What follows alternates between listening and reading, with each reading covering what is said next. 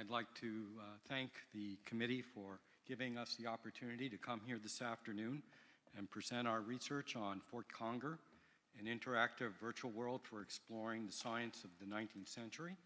I'm Richard LEVY. I'm from the Faculty of Environmental Design at the University of Calgary. And my colleague and collaborator is Peter Dawson, who's not here today. He's from the Department of Archaeology, also at the University of Calgary. I'd like to present in the next 15 to 20 minutes the goals of our project and some of the educational objectives that we have, provide you some background to the project, look more specifically at the reconstruction of the main building at Fort Conger, and also introduce some of the interactive games that we're building for this interactive website, and also to show you some of the work that we have that's currently ongoing in progress, and conclude with our findings at the present time. Now, the first International Polar Year was in 1881 to 1883, and it involved 12 sites around the world, 3 located in the Arctic of Russia. And science at that time was largely a situation where you had to be there in order to conduct it. And this was a great challenge given the technology of the period. So what we're trying to do is build a website that introduces people to the science of the 19th century and what was involved in actually accomplishing what they did. At the center of this is their actual main building, which serves as a virtual environment from which other activities, of course, took place during the International Polar Year. So in the process of recreating the site, we had the opportunity to use a laser scanning technology to collect as much data as we could about the site. We had 2 laser scanners, a high-resolution scanner and a long-range scanner, which allowed us to collect data which could be used for analyzing the site, for creating multimedia objects, and also for later creating virtual worlds and CAD models. Now, we're also interested in what the indigenous people of the period contributed to the ongoing knowledge of the North. One of our missions, being that this is a project sponsored by Parks Canada and the Virtual Museum Program of Canada, is to include the contributions of indigenous people, the Inuit, in understanding and learning how to live in a climate that is so harsh and enduring. We also have some educational objectives because our website is being developed to support a section of the curriculum for students grades 6 through 12. So what we're hoping is that by having this website, students can discover ways, complementary ways of understanding the world through both Western science and Inuit ways of knowing. And also to look at how science was conducted and also the conditions in which these people actually had to endure in order to collect their data. Now, because this is a project that's geared for the public, one of the big challenges, and I'm sure everyone is sensitive to this, is that it has to work on multiple platforms. It has to work on a computer. It has to work on a tablet, even on a mobile device such as a smartphone. So one of the constraints is it was Web 2.0, and we were not allowed to use any plugins, although that's a negotiated point as it seems. Once you enter the site, it's possible to explore the background for this Fort Conger by looking at who was there before Lieutenant Greeley and the construction of the fort, which is just a building, not really a fort.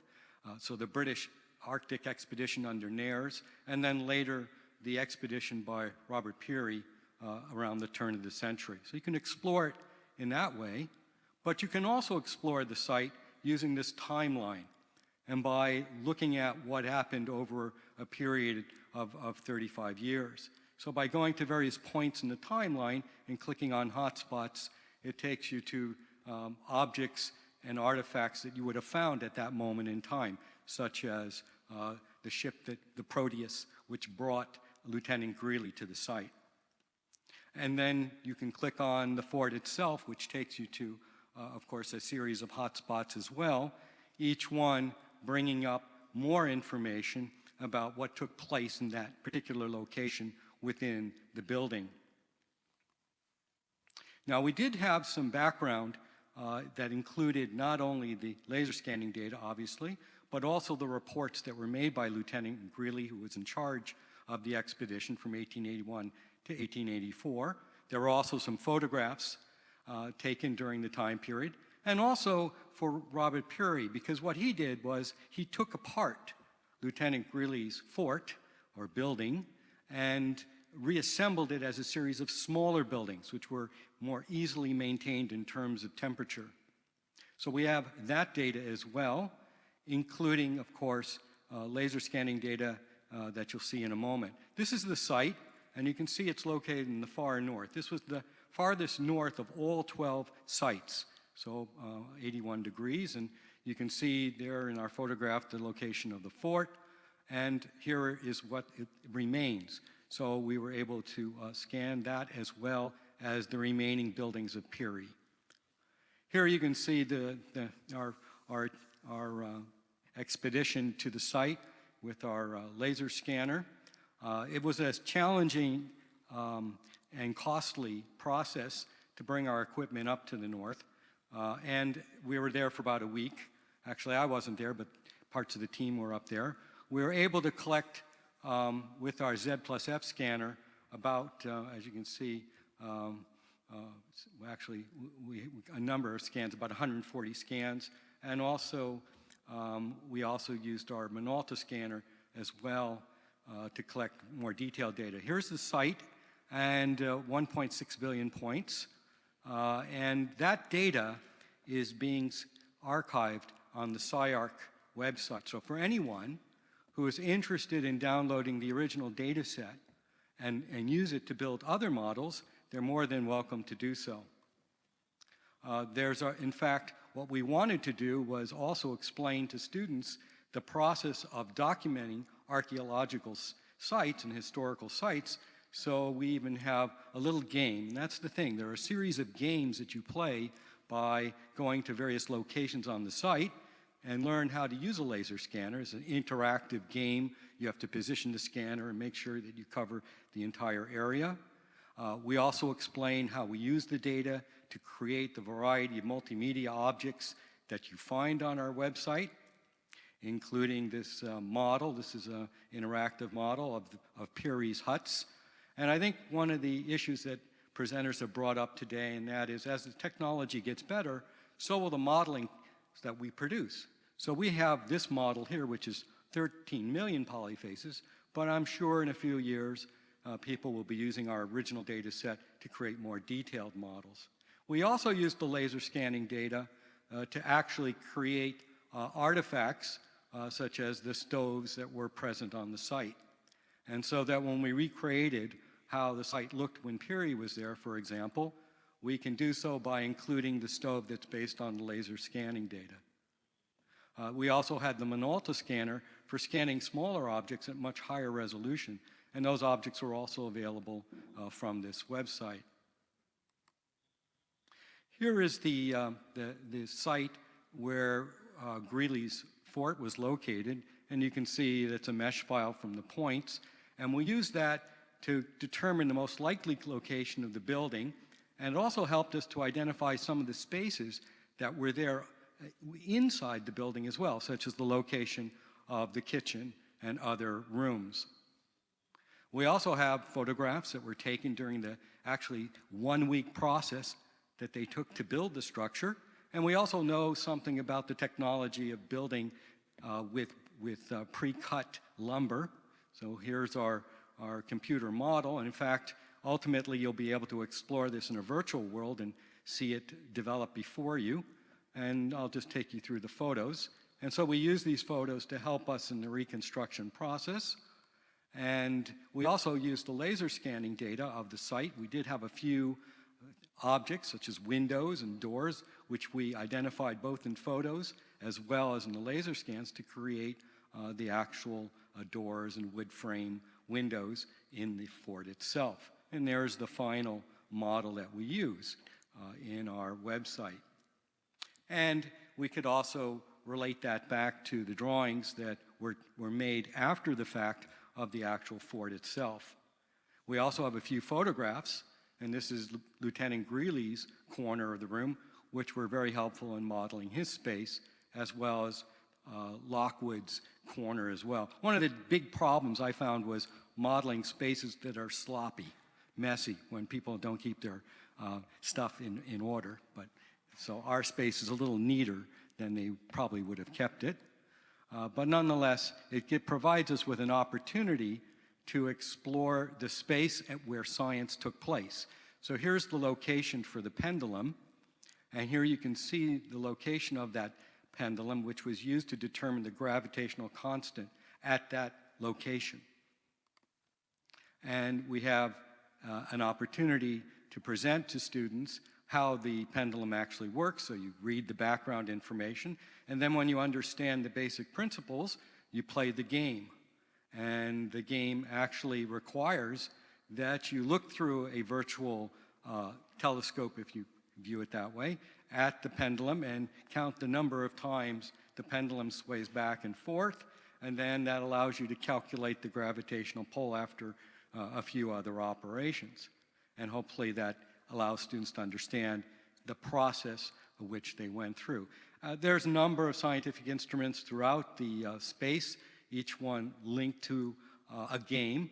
There were also observational equipment located in these outside spaces, like this magnetometer, and we have, again, another game that you go to from that location, which allows you to look at the changing position of magnetic north over the last 300 years. And so these are the dip and polar direction of the equipment. You have two axes in which you have to get right. When you do, you find the location of the north at a very specific moment in time. And you can, after you get 5 of them, it traces it and shows you what happened over those years. We even have a botanical game that is based on the materials that were collected on the site, and we talk about why that was done. And once you're familiar again with the different species that you have to identify, then you go into the game and you have a little microscope, or I should say hand lens, and it gives you an opportunity then to explore that specimen and then hopefully put it in the right category. If you don't, it's okay, you can try again.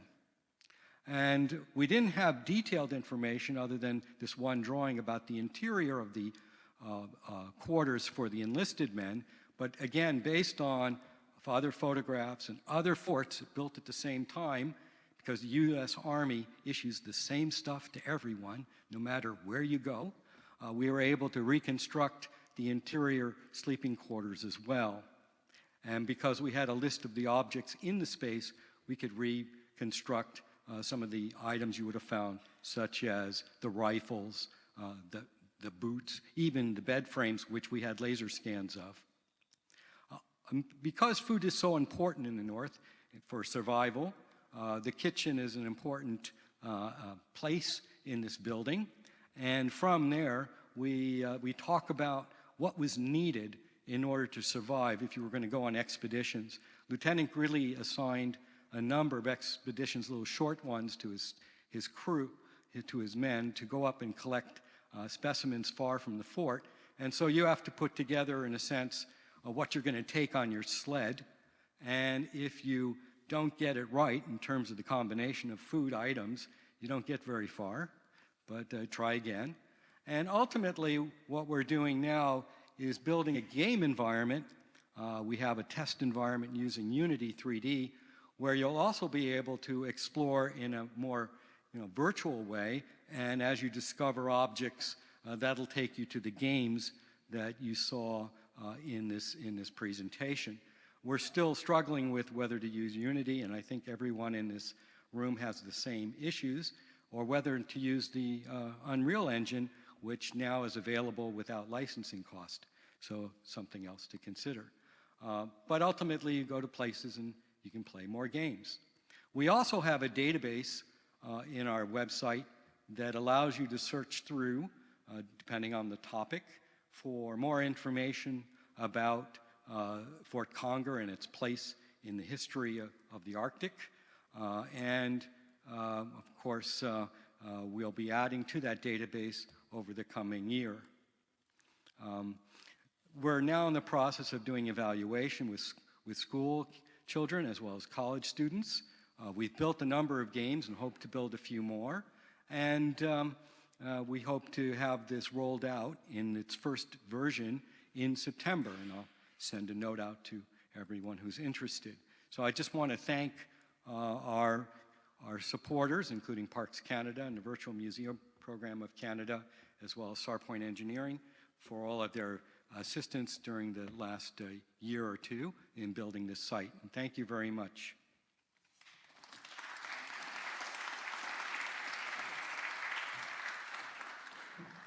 Пожалуйста, вопросы.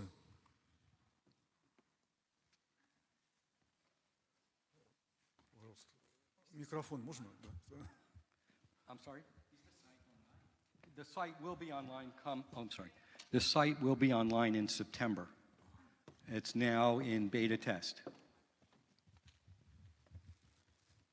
And this is just one of the animations that people can view once they're online.